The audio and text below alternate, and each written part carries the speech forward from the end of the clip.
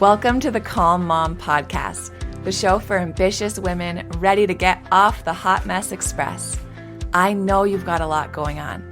You work so hard, you're raising an incredible family, and sometimes it can be overwhelming. I'm your host, Michelle Grosser. I'm a certified master life coach, attorney, wife, and mom. And years ago, I was right where you are. I was running a busy law practice while raising a family, and I was on the fast track to burnout.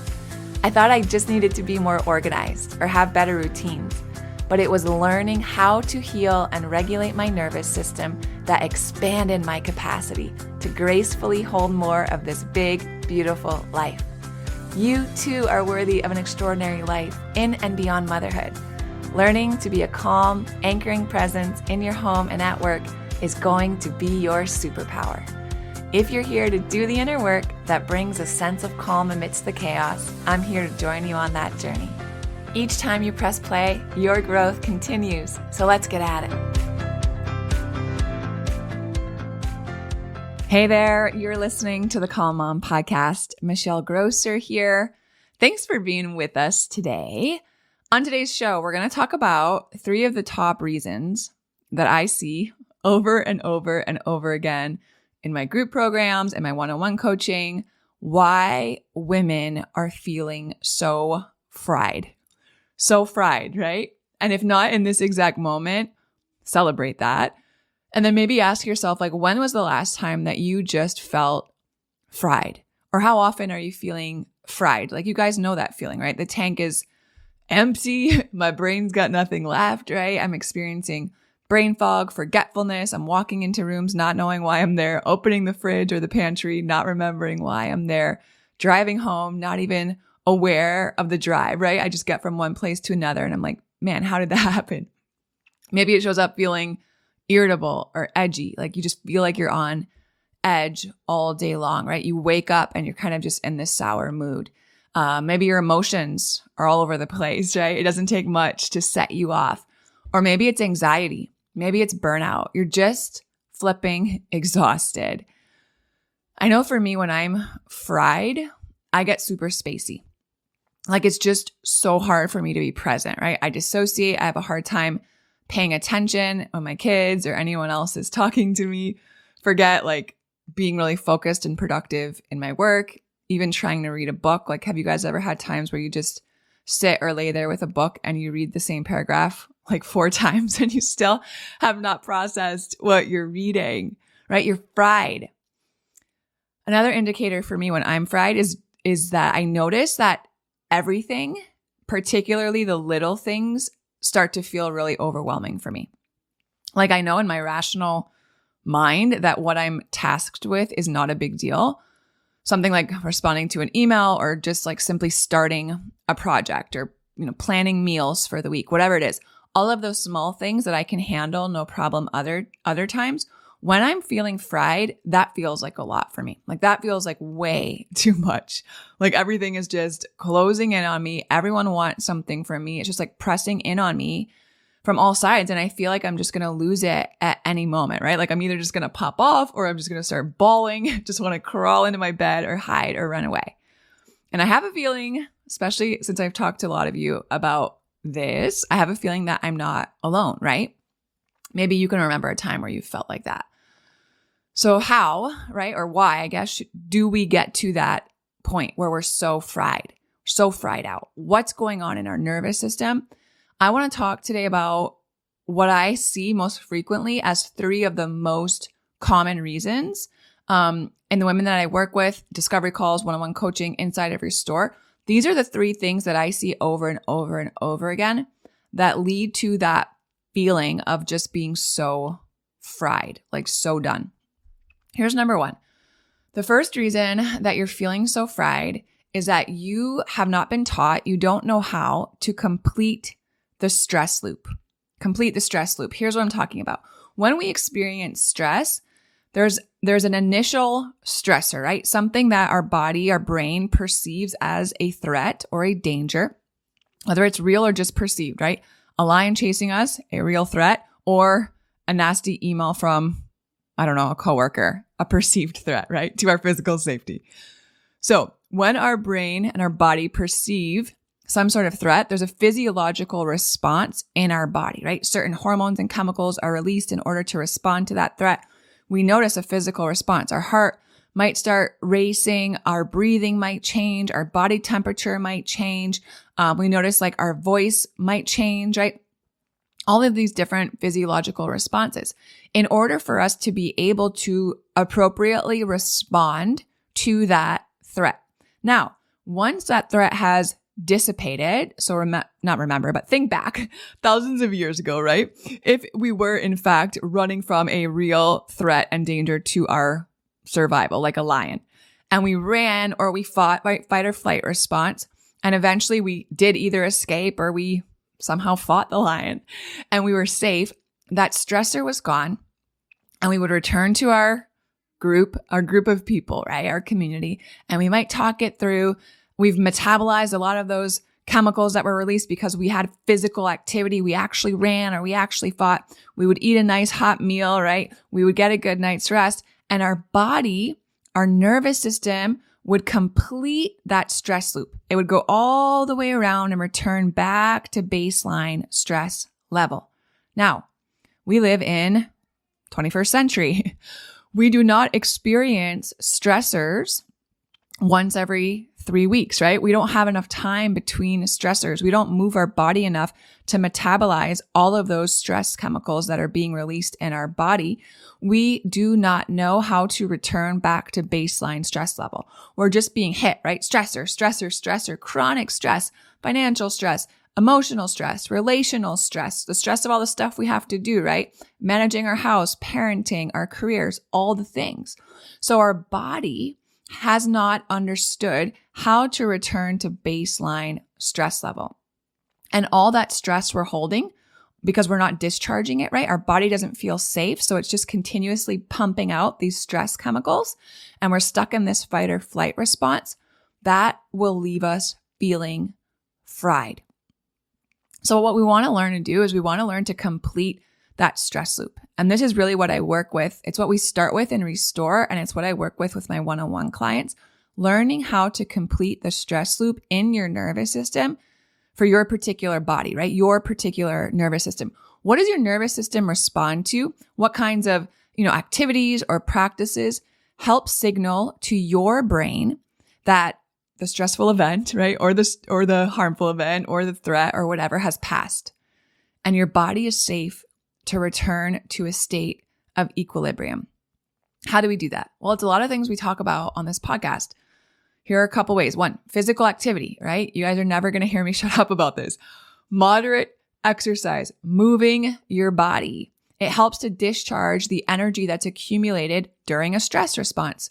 Again, it does not have to be CrossFit. In fact, it probably shouldn't be some sort of really intense HIIT exercise because that's also a stressor on our system. So if you're already in fight or flight, if you already are experiencing a lot of stress in your body, adding a really intense, stressful exercise is not going to be helpful for you. So things like walking, maybe even jogging, right? Stretching, Pilates, dancing, all of these things can be really helpful in promoting the release of tension and stress hormones and also allowing your body to signal that it's safe to return to a calmer state. Breath work, right? I also talk a lot about breathing. Think about what happens in your body if you were faced with some sort of threat. First thing to change is probably your breathing, right? Really shallow, quick breaths. That signals to our body that something's going on and we've got to prepare to fight or run. And just notice your breathing right now. So many of us have forgotten how to breathe in a way that brings calm and safety to our system. Because we're stuck in chronic stress, we're chronically breathing with quick, shallow breaths. And that signals a threat to our body, right? Our body's not good at differentiating real or perceived threats. So if you can intentionally practice taking deep breaths, those deep diaphragmatic breaths, right from the depths of your diaphragm, with belly breaths, that can activate your body's parasympathetic nervous system, that relaxation system. Because when we breathe deeply and more slowly, particularly in our exhale, right? No one ever, ran from a threat with long, slow, deep breaths. That signals safety to our body. We do that when we are safe. So when we can have those deep breaths, those deep, long exhales, it really signals to our brain that it's safe to shift out of fight or flight response and return to a place of safety, right? Helps regulate our heart rate and induce this sense of calm. And then the last thing that I always talk about, especially when it comes to like completing the stress loop, because we live in a state of chronic stress, so many of us, we've got to be intentional about including daily stillness practices. We experience stress every day, right? Yes or no? So we have to have practices every day to release that stress and anchor in safety and stillness. And guys, this doesn't have to be some big prolonged practice. How about like driving home from drop off without having a podcast or an audiobook or music playing, right? What about going for a 10-minute walk instead of sitting at your desk and eating lunch, and a walk without, again, stimulating yourself, right? With like noise. What about laying in bed for 10 minutes before you get out of bed and start going on with all the things you have to do that day, right? What about taking 10 minutes before you open your eyes and just going through some sort of gratitude practice or prayer or meditation, right? Focusing our attention on the present moment. It interrupts those patterns of like all the ruminating, all the looping thoughts, all the stress reactivity, and it really helps us to complete and close that stress response. So those are some things that are really important to help us complete that stress cycle so we can return to baseline stress level. Because when we're stuck in that stress loop, man, holy moly, do we feel fried. It's so taxing on our system. So that's number one. The second reason that I see that we feel fried, and these are all tied to not being able to complete the stress loop, right? The second reason we get stuck and not able to complete the stress loop, and that leads us to being fried, is we are just overstimulated, you guys. We have so much coming at us. Overstimulation overwhelms our nervous system. And when our nervous system is overwhelmed, it leads us feeling fried, exhausted, irritable. We have cognitive fatigue. And maybe you guys have heard me talk about this before. It's because we all have a window of tolerance. What's our window of tolerance? Our window of tolerance is the range within which our nervous system can handle stimulation and information and demands and all of these different things, right? Life, frankly. How much life our nervous system can handle without being thrown into a stress response, fight or flight, right? Freeze, fawn, these different stress responses that we have. How much can we handle and stay in this regulated state? That's our window of tolerance. And our window of tolerance varies. On some days when we're taking care of ourselves and we've slept well and we're eating well and we're well-resourced and we're moving our body, man, anything and everything could happen, right? All the meltdowns, all the things going wrong at work, all the comments from whomever, right? And we just handle it. We're like, man, I freaking crushed this day, right? I could handle whatever life threw at me today. Our window of tolerance on those days is really wide, really broad. Our nervous system's well equipped to handle a bunch of life. Then on other days, when we're not resourcing ourselves, we're not taking care of our nervous system, we're not taking care of our body, we're not doing the practices that we know help us be well, the same things happen and it just sends us into a tailspin, right? We're right outside of our window of tolerance so quick. We're thrust into a state of dysregulation, fight, flight, freeze. We cannot function. And it's because of the width of our window of tolerance. So what are some things that we can do to help avoid overstimulation and thus feeling so fried? One is just sensory input, you guys. We as women, high achieving women, mothers, wives, caretakers of the home and all the people, y'all, we are bombarded with sensory input, right? Think of all the requests, all the demands, all the notifications, all the loud noises, all the bright lights, all the voices, right? All the music, all the crowded spaces, like all the questions, information overload. And it overloads our brain's processing capacity, right? Our brain only has limited capacity. Every single one of us, we can grow that capacity. Absolutely. And that's the practice of growing and resilience of our nervous system. We grow our capacity, but ultimately all of our nervous systems have a limit, right? A limit to process information.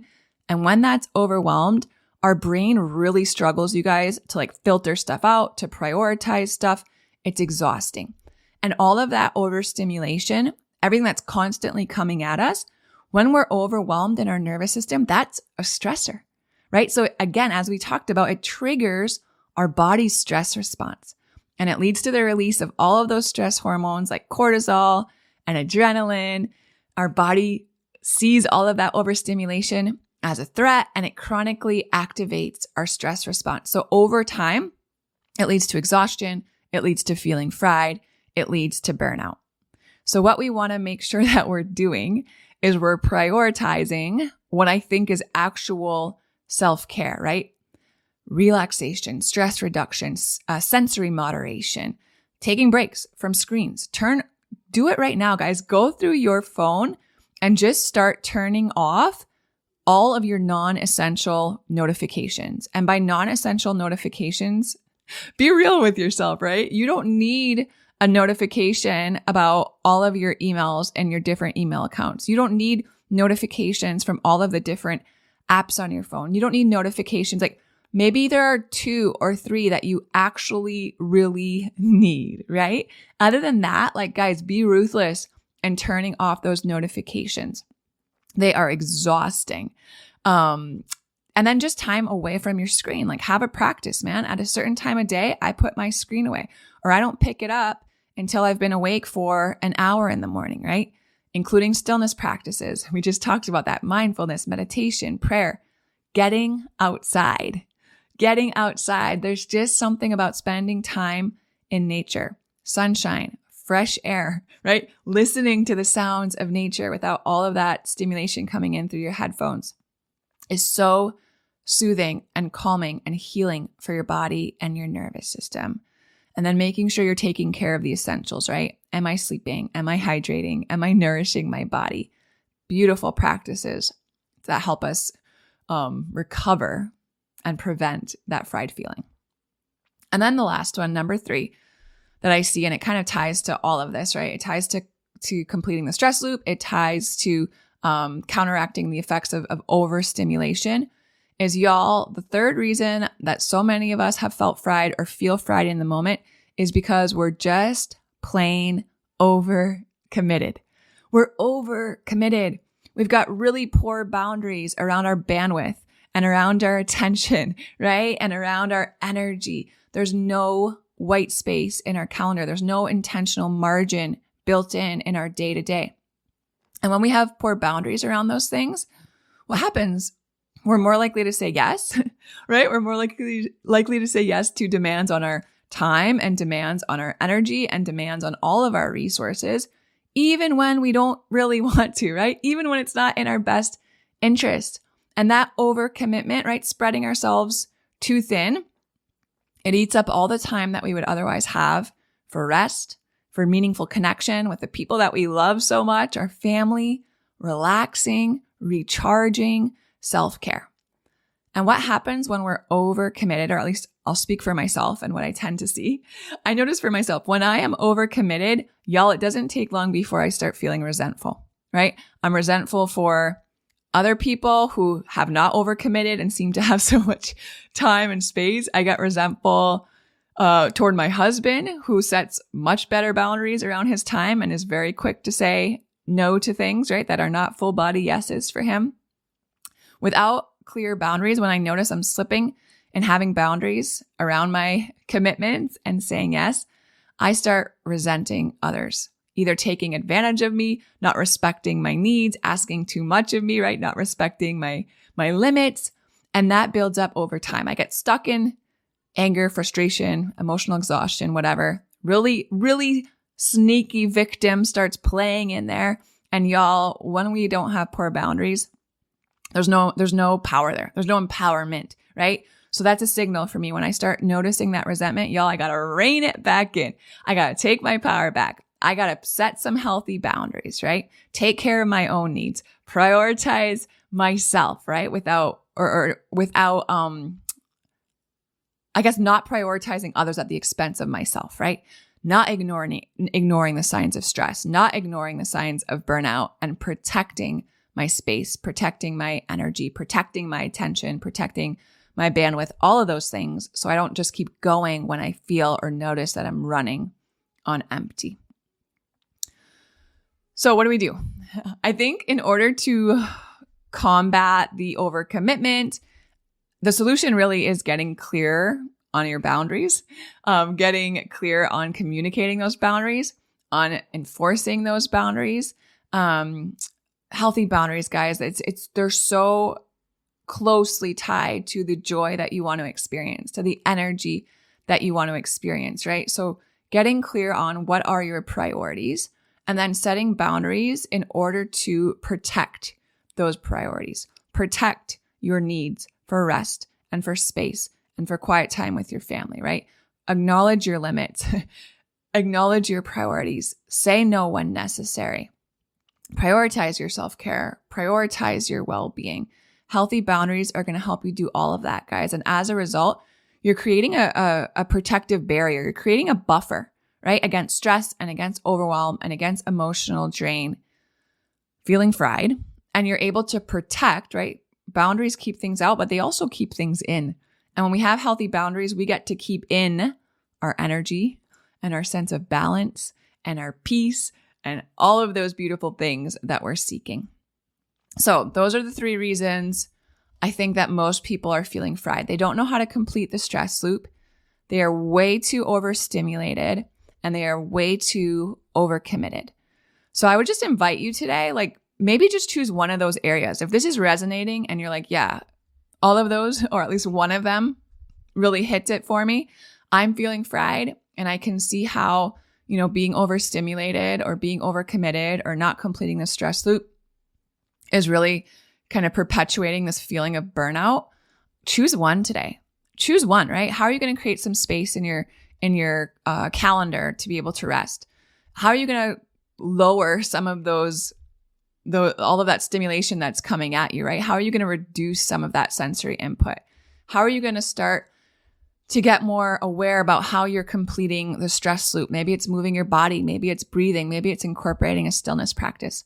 But choose one and really pour into it, really be intentional about it this week, and just start to notice how your feeling of being fried will start to heal and fade away, and your energy will slowly return, and your mood will improve, and you'll notice your mental clarity improving, and all of these different awesome things.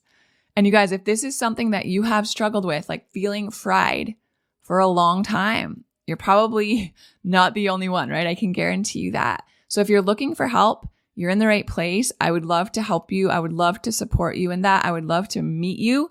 I want to teach you how to close the stress loop, right? I want to teach you how to do it for your particular body and go way more in depth with all of this stuff with you. So if this landed for you, if you're feeling fried, you don't know where to start. Again, remember, I talked about when I'm feeling fried, even the little things feel overwhelming. So coming up with a plan to recover and heal from that state of burnout can be so overwhelming, right? It's like, where do I even start? And that's where having the power of a coach and a guide through this process, like you already fundamentally have everything that you need to heal from how you're feeling. You just need a guide who knows what they're doing that can help pull it out of you, right? That can set up the steps for you. So you don't have to think about that part, and you can just execute and work on healing and follow a plan that's been proven and that works. There's a link in the show notes. You can book a absolutely free 30-minute discovery call with me. We'll just jump on a quick Zoom together. I want to hear again how you're feeling. I want to hear how this is showing up for you. And then I can talk about the ways in which I can support you. And if it feels aligned and it feels like a good time for you and you want to make this investment in yourself, we can explore whether one-on-one coaching or Restore or anything else might be the answer that you've been looking for. So I would love to meet you. Go ahead, check out the show notes, click on that link, book a discovery call with me. I think that's a great place to start and take a stand against this feeling of being fried, because my friend, you deserve to feel well. All right.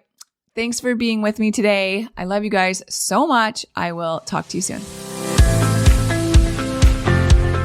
If you love Mommy's Podcast, leave a review. If you enjoyed this episode, it would be so awesome if you could take a moment to subscribe and rate the podcast. And if you have just a few more seconds to leave a quick review, they really help to get this podcast out to other moms like you. I read every last review, and trust me, when it's late at night or early in the morning before my kids get up and I'm working on bringing you all of this content, your reviews are what keep me going. Leaving a review is truly the best way you can thank me. And of course, DM me on Instagram. I love to hear from you. Thanks for listening to another episode. Head over to the show notes for this episode and all past episodes at michellegrosser.com, where you'll find free resources and more ways to connect with me. If you love the show, share it with a friend. Thanks again for tuning in. We'll see you next time.